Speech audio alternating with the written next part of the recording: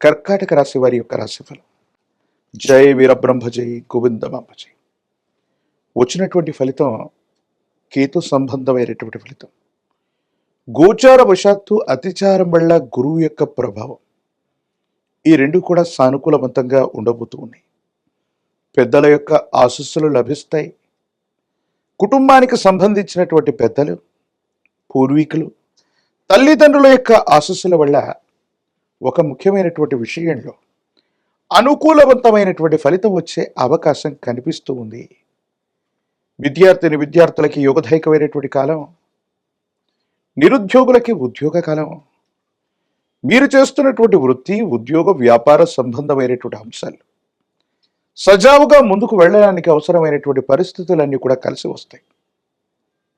కొన్ని రోజుల వరకు దేవగురువు అయినటువంటి బృహస్పతి వ్యయస్థానంలో ఉన్న కారణం వల్ల పరిస్థితులన్నీ కూడా చేజారిపోతున్నాయి.